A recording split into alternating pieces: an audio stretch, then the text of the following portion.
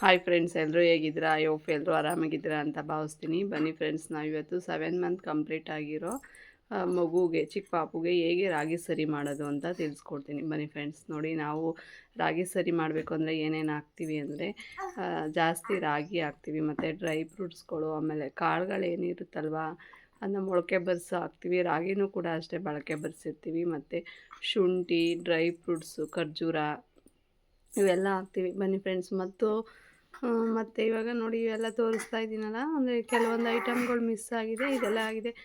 ರಾಗಿನ ನಾವು ಫಸ್ಟು ಚೆನ್ನಾಗಿ ನೀರಲ್ಲಿ ಒಂದು 2-3 ಸಲ ವಾಶ್ ಮಾಡಿ ಒಂದು ನೈಟ್ ಎಲ್ಲ ಉನಿ ಹಾಕ್ತೀವಿ. ಉನಿ ಹಾಕಿದ್ಮೇಲೆ ಅದನ್ನ ಮೊಳಕೆ ಬರ್ಸೋಕೆ ಇಡ್ತೀವಿ. ನೋಡಿ ಫ್ರೆಂಡ್ಸ್, ಇಲ್ಲಿ ಎಲ್ಲ ನಾವು ತೊಗೊಂಡಿರೋ ಐಟಮ್ಗಳ್ನೆಲ್ಲ ಹುರಿತೀನಿ. ಹುರಿಯೋಕ್ಕೆ ಒಲೆ ಮೇಲೆ ಬಾಣಲಿ ಇಟ್ಟಿದ್ದೀವಿ. ನೋಡಿ, ಇವಾಗ ಫಸ್ಟು ರಾಗಿನೇ ಹುರ್ಕೋತಾ ಇದ್ದೀನಿ. ಮತ್ತು ನಾವು ಮೀಡಿಯಮ್ ಉರಿಲೇ ಚೆನ್ನಾಗೆ ಎಲ್ಲ ಅದು ನಾವು ಚೆನ್ನಾಗಿ ಹುರಿಯೋ ಥರ ಹುರ್ಕೋಬೇಕು. ಅಂದರೆ ನಿಮಗೆ ಅದು ಚೆನ್ನಾಗಿ ಹುರಿದಿದೆ ಇಲ್ವಾ ಅಂತ ಗೊತ್ತಾಗಿಲ್ಲ ಅಂದರೆ 1-2 ಕಾಳು ಬಾಯಿಗೆ ಹಾಕೊಂಡು ನೋಡಿ. ಆವಾಗ ಅದು ಕರಮ್ ಅನ್ನುತ್ತೆ. ಆವಾಗ ಆ ಸರಿಗೆ ಸ್ವಲ್ಪನೇ ತೊಗೊಂಡು ಚಿಕ್ಕ ಬಾಣಲೆಲಿ ಹುರ್ಕೊತೀನಿ. ರಾಗಿನ ಫಸ್ಟ್ ಹೇಳ್ದಂಗೆ ನೀರಲ್ಲಿ ನೆನೆಸಿ ಒಂದು ನೈಟು ಮೊಳಕೆ ಬರಿಸಿ, ಮತ್ತು ಮೊಳಕೆ ಬಂದಿದ್ದು ರಾಗಿನ ಮತ್ತೆ ಬಿಸಿಲಲ್ಲಿ 1-2 ದಿನ ಇಟ್ಟು ನೆನೆಸಿ ಆ ಬಿಸಿಲಲ್ಲಿ ಒಣಗಿಸಿ ಮತ್ತು ಅದನ್ನ ಇವಾಗ ಹುರ್ಕೋತಾ ಇದ್ದೀನಿ. ಫಸ್ಟ್ ನಾನು ಒಂದು 2 ಸೇರಷ್ಟು ರಾಗಿ ತೊಗೊಂಡಿದ್ದೀನಿ.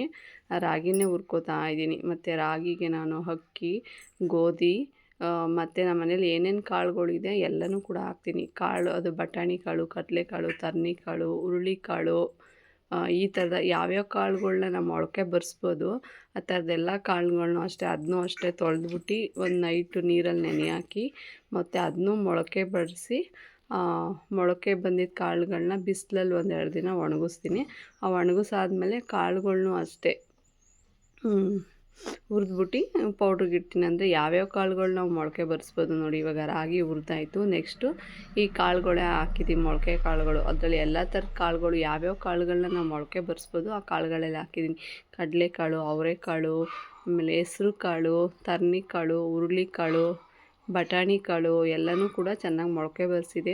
ಆ ಕಾಳುಗಳನ್ನ ನಾವು ಹಂಗೆ ತಿನ್ನಿಸೋದ್ರಿಂದ ನಾವು ನೆನೆಸಿ ಮೊಳಕೆ ಕಟ್ಟಿ ತಿನ್ನಿಸೋದ್ರಿಂದ ಪೌಷ್ಟಿಕಾಂಶ ತುಂಬ ಜಾಸ್ತಿ ಆಗುತ್ತೆ. ನೋಡಿ, ಇದು ಡ್ರೈ ಫ್ರೂಟ್ಸು ನಾನು ಒಂದು 50 ಗ್ರಾಮ್ ತೊಗೊಂಡಿದ್ದೀನಿ. ಬಾದಾಮಿ ಎಲ್ಲನೂ ಒಂದೇ ಸಲ ಹುರಿಯೋಕ್ಕೆ ಹೋದರೆ ಒಂದೊಂದು ಬೇಗ ಹುರಿದ್ಬಿಡುತ್ತೆ, ಮತ್ತು ಕೆಲವೊಂದು ಬೇಗ ಹುರಿಯಲ್ಲ. ಆವಾಗ ಬೇಗ ಹುರಿದೋದೆಲ್ಲ ಒಂದು ಸಲ ಸೀದೋಗಂಗೆ ಆಗುತ್ತೆ. ಅದಕ್ಕೆ ನಾನು ಎಲ್ಲನೂ ಸಪ್ರೇಟಾಗಿ ಹುರ್ಕೋತಾ ಇದ್ದೀನಿ. ಫಸ್ಟು ಗೋಡಂಬಿ ತೊಗೊಂಡಿದ್ದೀನಿ. ಗೋಡಂಬಿ ಸ್ವಲ್ಪ ಹುರ್ಕೊಂಡಾದ್ಮೇಲೆ ಅದಕ್ಕೇ ಬಾದಾಮಿ ಹಾಕ್ಕೊಂಡಿದ್ದೀನಿ. ಮತ್ತು ನಾವು ಅಂಜೂರ, ಪಿಸ್ತಾ ಎಲ್ಲ ಹಾಕ್ಕೋಬೋದು. ಇಲ್ಲಿ ಹಳ್ಳಿ ಕಡೆ ಅದೆಲ್ಲ ಸಿಗಲಿಲ್ಲ. ನಂಗೆ ಗೋಡಂಬಿ, ಬಾದಾಮಿ ಅಷ್ಟೇ ಸಿಕ್ಕಿದ್ದು.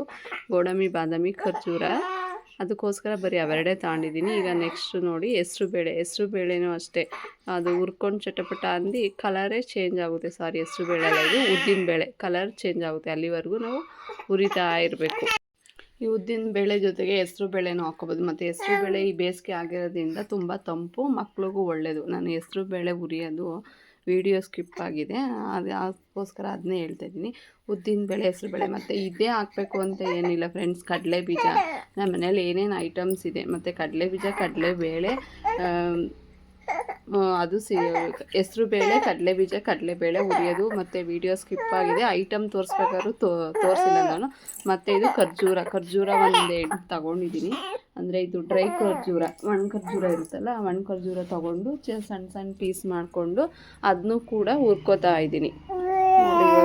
ಅದು ಚೆನ್ನಾಗಿ ಹುರಿದಾದ್ಮೇಲೆ ನೋಡಿ, ಇದು ತೊಗರಿಬೇಳೆಯಲ್ಲಿ ಇದು ಇನ್ನೊಂದು, ಈಗ ನಾವು ಮಶ್ರೂಮ್ ಬೇಳೆ ಅಂತ ಸಿಗುತ್ತಲ್ಲ, ಸ್ವಲ್ಪ ಅದನ್ನೇ ತೊಗೊಂಡಿದ್ದೀನಿ. ಇಲ್ಲ ನಿಮ್ಮ ಮನೇಲಿ ಅದಿಲ್ಲ ಅಂದರೆ ದಪ್ಪದು ಇರುತ್ತಲ್ಲ, ಮಾಮೂಲಿ ಸಾಂಬಾರಿಗೆಲ್ಲ ಯೂಸ್ ಮಾಡೋದು, ಆ ಬೇಳೆನೂ ತೊಗೋಬೋದು. ಯಾವುದಾದ್ರು ಈಗ 7 ಮಂತ್ ಕಂಪ್ಲೀಟ್ ಆಗಿರೋದ್ರಿಂದ ನಾವು ಯಾವ ಬೇಳೆನಾದ್ರು ಯೂಸ್ ಮಾಡ್ಬೋದು.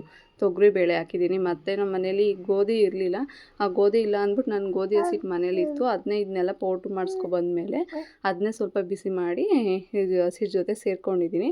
ಮತ್ತು ಅಕ್ಕಿ ನೀವು ಸೊಸೈಟಿ ಅಕ್ಕಿ ಯೂಸ್ ಮಾಡೋದಾದರೆ ಅದನ್ನೂ ಅಷ್ಟೇ ನೀರಲ್ಲಿ ಚೆನ್ನಾಗಿ ತೊಳೆದ್ಬಿಟ್ಟು ಬಿಸಿಲಲ್ಲಿ ಒಣಗಿಸ್ಬಿಟ್ಟು ಹುರ್ಕೊಳ್ಳಿ. ಯಾಕಂದರೆ ಸೊಸೈಟಿ ಅಕ್ಕಿಗೆ ಹುಳ ಆಗಬಾರ್ದು ಅಂತ ಪೌಡ್ರೆಲ್ಲ ಹಾಕಿರ್ತಾರೆ. ಡೈರೆಕ್ಟು ಹುರಿಯೋಕ್ಕೆ ಹೋಗ್ಬೇಡಿ.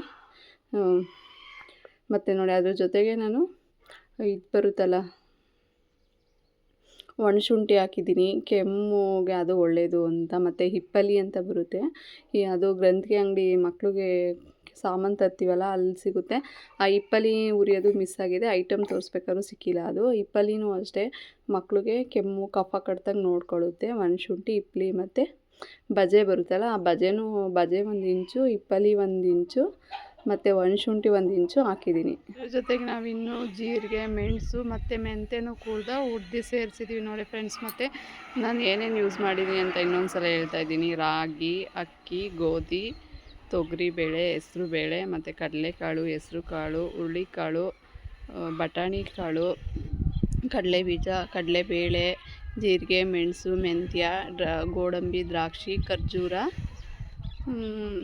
ಒಣಶುಂಠಿ, ಬಜೆ, ಇಪ್ಪಲಿ ಇವೆಲ್ಲನೂ ಕೂಡ ಹುರ್ದು ಮಿಲ್ ಮಾಡಿಸಿದ್ದೀನಿ. ಆ ಸರಿ ಮಾಡೋದು ಹೇಗೆ ಅಂತ ನಿಮಗೆ ಗೊತ್ತಿದೆಯಲ್ಲ. ಓಕೆ ಫ್ರೆಂಡ್ಸ್, ಯಾರು ನನ್ನ ಚಾನಲ್ನ ಹೊಸ್ದಾಗಿ ನೋಡ್ತಿದ್ದೆ ಪ್ಲೀಸ್ ಲೈಕ್ ಮಾಡಿ, ಶೇರ್ ಮಾಡಿ, ಸಬ್ಸ್ಕ್ರೈಬ್ ಮಾಡ್ಕೊಳ್ಳಿ. ಓಕೆ, ಈ ಚಾನಲ್ನ ಈ ಲಾಗ್ನ ಇವತ್ತಿಗೆ ಎಂಡ್ ಮಾಡ್ತಾಯಿದ್ದೀನಿ. ಓಕೆ, ಬಾಯ್.